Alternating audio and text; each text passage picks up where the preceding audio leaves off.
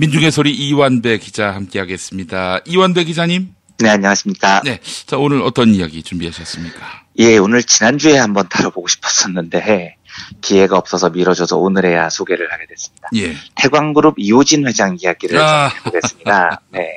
꾀병. 지난주에 많이들 소식을 들으셨겠지만 황제 보석 이런 신조어를 만들어낸 사람이죠. 그런데 다시 구속이 됐습니다. 원래 병보석 중이었는데 12월 14일에 서울고등법원 형사 6부가 검찰의 요청을 받아들여서 보석을 취소해버렸어요. 그래서 다시 감옥에 갇혔습니다.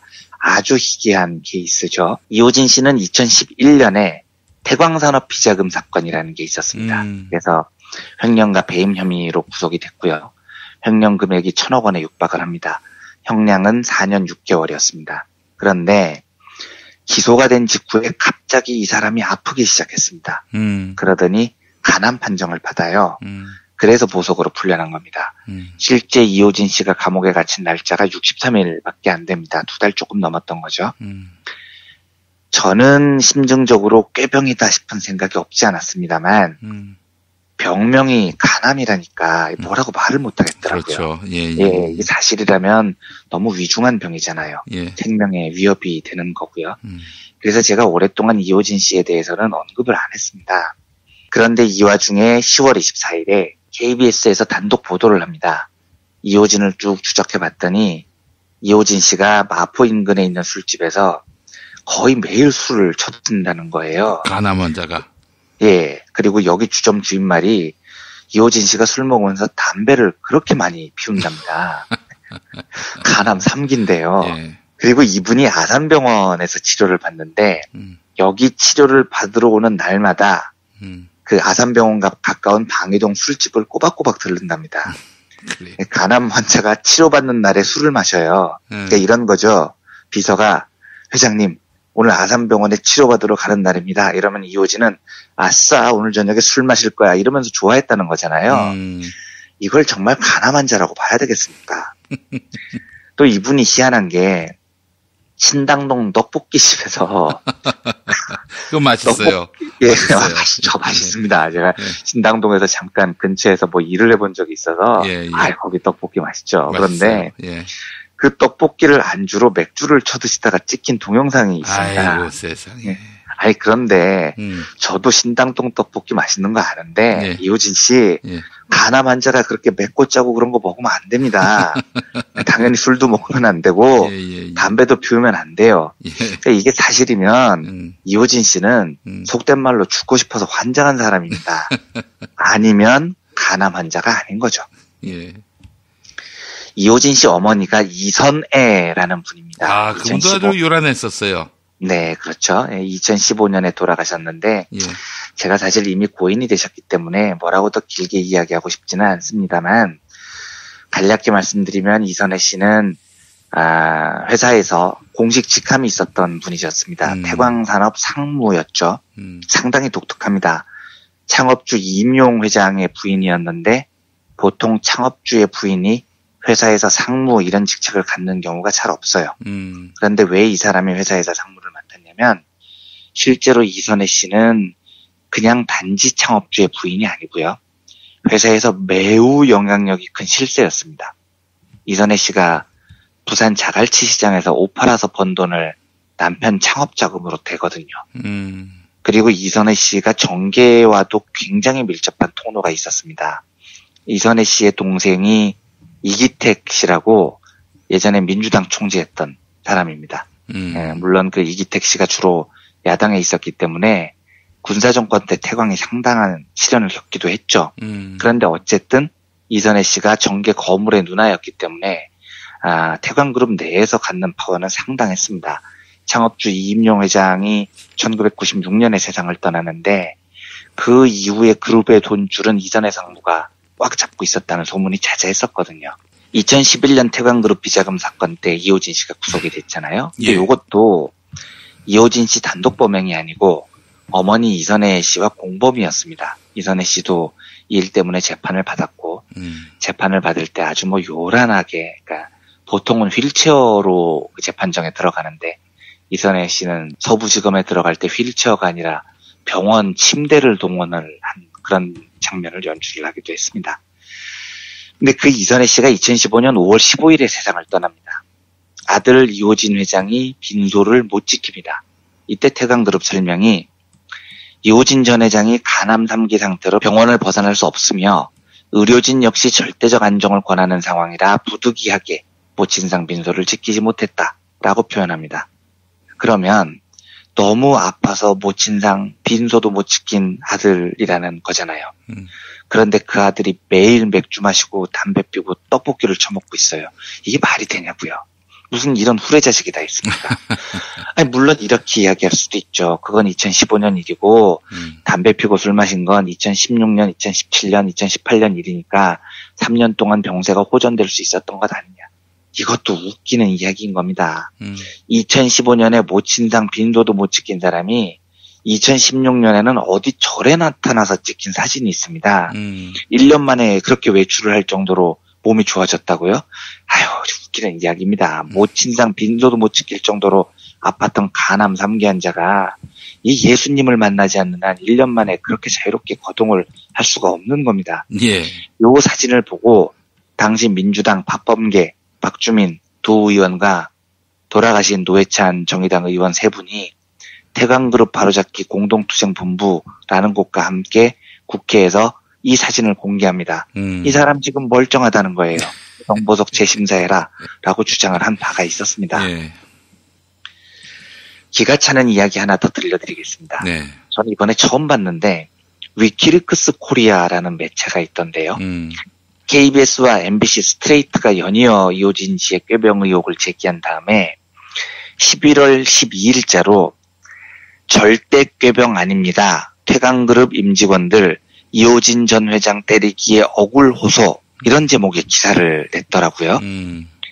내용을 보면 이래요.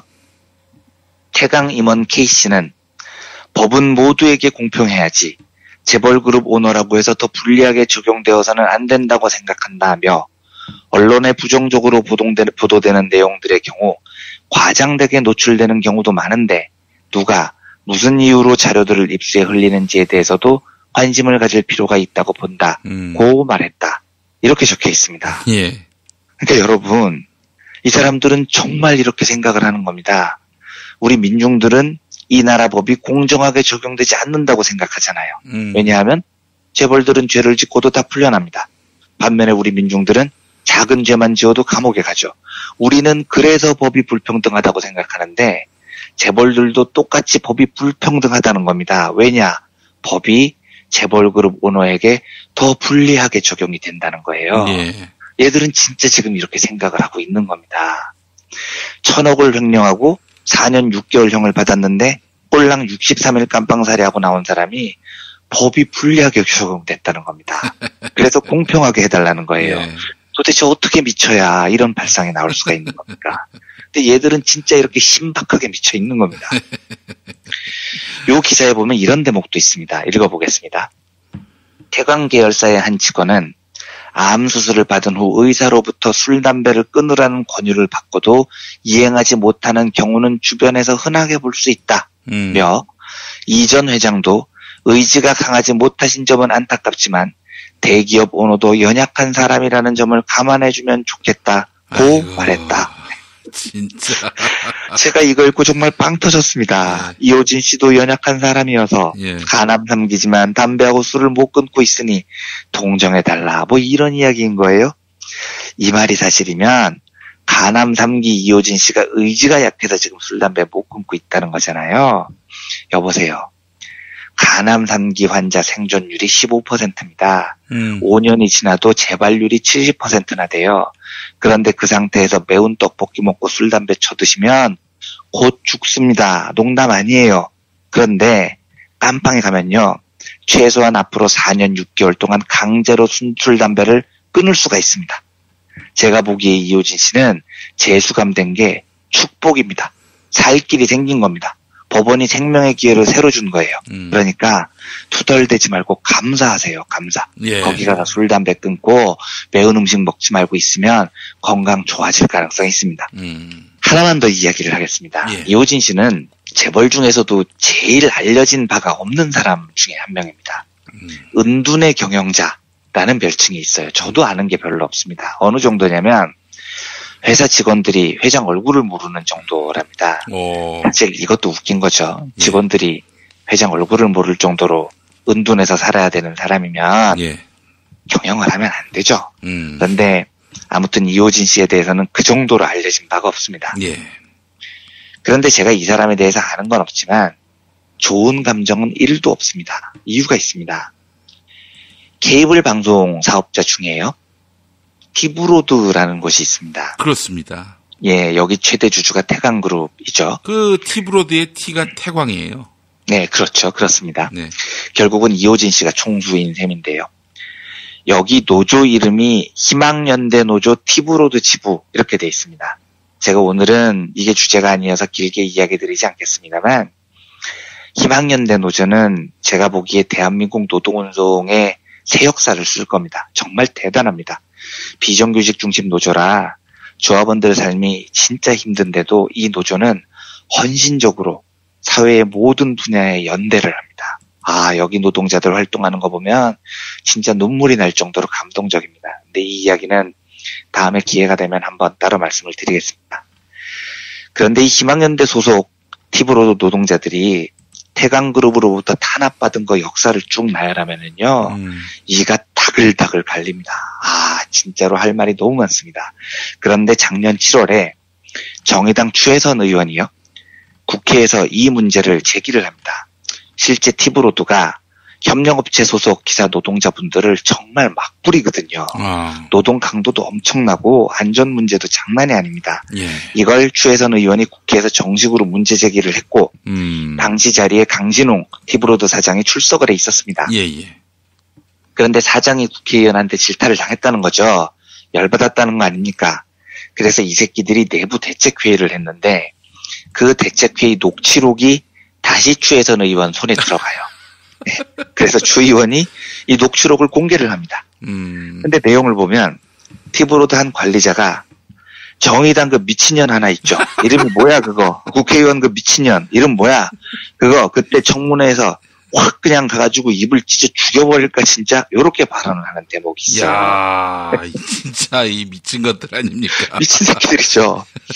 그런데 요건 제가 주 의원께는 좀 죄송하지만 일단 넘어가겠습니다. 물론 저도 이 새끼들 미친 새끼들이라고 생각합니다. 그런데 사람이 안 볼 때에는 국회의원에 대해서 쌍욕할 수 있습니다. 그래서 일단 넘어가겠습니다. 진짜 문제는 그 다음 대목입니다. 이 관리자가 부하들한테 이렇게 이야기를 합니다. 이 더위만큼 끓어오르는 분노를 참지 마세요. 다 표출하세요. 누구한테? 협력사 사장들한테. 고객사 사장들. 특히 정당하게 갑질하세요. 정당하게 갑질. 이렇게 발언을 합니다. 정당하게 추의원 지적에 열받았으니까 이걸 협력사한테 갑질로 분풀이를 하라고 공식적으로 지시를 하고 있습니다. 이 새끼들이 진짜 쳐돌았습니까? 니들이 열이 받았으면 당당하게 추혜선 의원한테 가서 한판 붙던가요. 이 찌질한 새끼들이 국회의원은 무서워서 앞에서 찍소리도 못하면서 그 분풀이를 협력사한테 갑질로 하라고 지시를 합니다. 협력사가 니들 샌드백이에요? 운동장에 굴러다니는 축구 볼입니까? 니들 기분 나쁠 때 걷어차게? 이 새끼들 사고방식이 이따위로 지금 형성이 돼 있는 겁니다. 이런 새끼들이 안 그러겠냐고요. 술 먹다가 술값이 비싸면 열받으면 협력업체한테 갑질 안 하겠어요? 당구 치다가 깨져가지고 돈 잃으면 열받았다고 협력업체한테 갑질 안 하겠습니까? 부부싸움으로 뚜껑 열려서 협력업체한테 갑질 안 하겠어요? 세상에요. 자기들이 열받았다고 협력업체한테 갑질하라고 지시하는 새끼들이 어떻게 사람 취급을 받아야 되겠습니까? 이게 은둔의 경영자라는 이호진이 이끌었던 태광 티브로드의 조직 문화라고요. 참. 이호진 씨가 이 방송을 들을 리가 없겠지만 제가 조언 하나 하겠습니다. 본인 주장대로 정말 꾀병이 아니고 진짜 간암 삼기라면 이번에 감옥에 가게 된 걸 목숨을 건진 행운이라고 생각하고요. 예, 감옥에 가서 잘 생각을 해보세요. 당신이 경영한 그 회사의 기업 문화가 왜 이렇게 개판이 됐는지, 아니 열받는다고 협력업체한테 갑질하라는 새끼들이 왜 간부를 차지하고 있는지 이호진 씨 자신이 얼마나 경영을 개판으로 했는지 깊이 성찰하는 시간을 가지시기 바랍니다. 그리고 신이 허락하셔서 당신에게 조금 더 살 기회를 주신다면 앞으로는 제발 경영을 똑바로 하시기를 간절히 바랍니다. 예, 오늘은 이 정도로 대강 이호진 회장에 대한 이야기를 마치도록 하겠습니다. 아유, 진짜 짜증나네요. 이야기 듣다 보니까. 그렇죠? 예, 네. 예. 그래요. 이거는 떡볶이를 먹어가지고 무슨 먹방 하나 했습니다. 예. 그래요. 이호진 회장. 전에 이완배 기자님 그런 말씀하셨잖아요. 네. 재벌 회장들은 감옥 네. 가는 걸 제일 두려워한다고. 네, 예. 네. 자주 보내야겠습니다. 정신 못 차리면. 그렇습니다. 그렇습니다. 예. 지금 뭐 이재용부터 제일 중요한 덩치 큰 이재용부터 줄줄이 있죠. 보내야 됩니다. 보내야 사회가 정의로워지고 정당해지죠. 근데 이완배 기자님. 네. 이재용 씨가 어떻게 대법원에서 파기환송 될 거라고 보세요? 그러니까 2심 정영식 판결은 이재용 봐주는 판결이었는데. 요건 그냥 제가 취재해서 들은 이야기만 간단히 드려볼까요? 예. 제가 취재한 바로는 예. 파기환송이 안 될 길이 없다고 하더라고요. 안 될 길이 없다. 예, 그러니까 이미 박근혜 재판 2심하고 그 이재용 2심하고 각이 너무 안 맞아버린 겁니다. 박근혜가 받은 뇌물은 이재용으로부터 받은 뇌물이 70몇 억으로 판결이 2심에서 났는데 예. 정영식은 그걸 30몇 억으로 깎았기 때문에 예. 어쨌든 이거를 결판을 대법원에서는 둘 중에 하나를 선택을 해야 되는데 음. 이재용을 살리기 위해서 박근혜 뇌물을 깎기는 대법원이 너무 부담이 되므로 결국은 파기환송이 될 거라는 게 제가 취재를 한 바입니다. 그런데 네. 삼성이 이걸 모르지 않는다는 거예요. 그러니까 삼성도 파기환송을 충분히 대비하고 있다는 겁니다. 완벽한 팩트가 아니고 제가 들은 취재한 바여서 이야기가 조금 조심스럽긴 합니다만 제가 한 달이 걸러서 들은 이야기는 삼성의 전략은 시간을 끌기라고 하더라고요. 그러니까 파기환송이 되면 다시 2심으로 내려오는데 이 과정을 최대한 길게 끌고 가는 겁니다. 아하. 예, 시간을 최대한 끌어서 어차피 얘들도 이걸 집행유예 받기는 어렵다는 사실을 알고 있다는 거예요. 시간을 최대한 끌어서 정권 말기가 되거나 정권이 교체가 되면 예. 대사면이라는 걸 보통 한번 하잖아요. 그렇죠. 예, 여기를 노린다는 겁니다. 그러니까 이재용이 지금 보여주고 있는 행동의 대부분은 시간을 최대한 끌고 나중에 받을 대사면을 노리는 이미지 메이킹 작업이라는 거예요. 백조 투자한다는 이런 것도 그렇고요. 이번에 북한 갈 때 이재용 씨가 혼자서 갔잖아요. 아마 네. 제가 생각하기에 이재용 씨 비행기 수행비서 없이 탄 거 이번에 처음일걸요. 그런데 가가지고 평양냉면 먹으면서 아주 검소하고 험불한 이미지 같은 것들을 만들어내고 언론이 이걸 대서특필을 했습니다. 이런 이미지를 만드는 작업이 지금 삼성의 목표라고 하더라고요. 제가 들은 바로는요. 예. 어쨌든 삼성의 전략은 시간 끌기라고 저는 들었고, 저는 파기환송이 된 다음에 이 문제를 조금 더 취재를 해서 집중적으로 다뤄볼 생각입니다. 어쨌든 이재용을 다시 감옥에 넣는 것은 이 사회에서 반드시 필요한 일이라고 생각을 하고 기자로서도 책무를 가지고 있는 일이기 때문에 이 문제가 구체적으로 불거지게 되면 이 문제를 또 집중적으로 다뤄보도록 하겠습니다. 예, 알겠습니다. 자, 이완배 기자님 말씀 잘 들었습니다. 네, 감사합니다.